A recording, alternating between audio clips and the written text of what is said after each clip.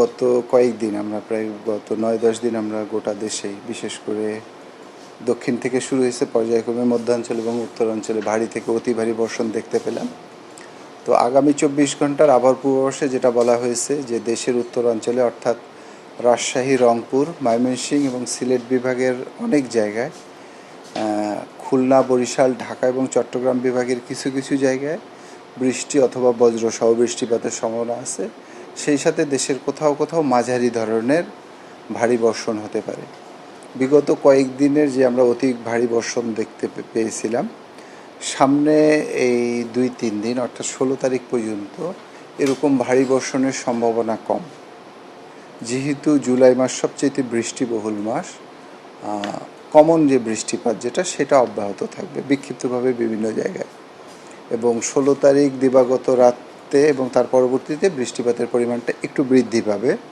তবে সেটা আমরা ধারণা করতেছি যে ভারী থেকে যে অতি ভারী বর্ষণ আমরা যেটা এক্সপিরিয়েন্স আমরা কয়েকদিনে হয়েছে সেরকম হওয়ার সম্ভাবনাটা কম। এবং যেহেতু বৃষ্টিপাতের পরিমাণটা কমে আসবে, আগামী 3 দিন দিন এবং রাতের তাপমাত্রা একটু বৃদ্ধি পেতে পারে। 24 ঘন্টায় হয়তো দেখা যাবে যে স্থানভেদে 1 থেকে 3 ডিগ্রি সেলসিয়াস পর্যন্ত বৃদ্ধি পেতে পারে।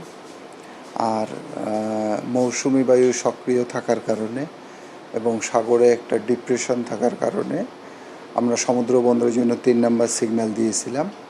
এবং পাহাড়ি অঞ্চলে অতিবৃষ্টির কারণে পাহাড় ধসের যে অ্যালার্ট মেসেজগুলো দেওয়া হয়েছিল সেগুলো সবগুলোই উইথড্র করা হয়েছে।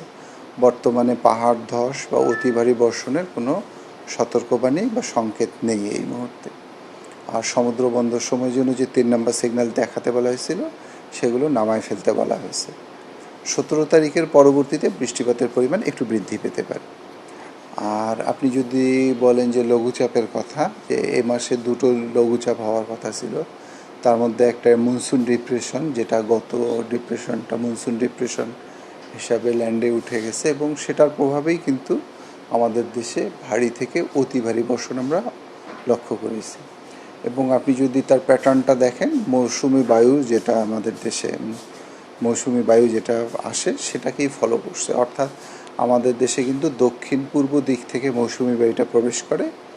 এবং বৃষ্টিপাতের প্রবণতাটাও যদি আপনি লক্ষ্য করেন তা দেখবেন যে দেশের দক্ষিণ পূর্বাঞ্চলে, বিশেষ করে চট্টগ্রাম এবং সিলেট, চট্টগ্রাম এবং কক্সবাজারের দিকে বৃষ্টিপাতটা শুরু হয়েছে। তারপরে পরবর্তীতে এটা দেশের মধ্যাঞ্চল এবং সর্বশেষ দেশের উত্তরাঞ্চল দিয়ে বৃষ্টিপাতটা শেষ হয়ে গেছে।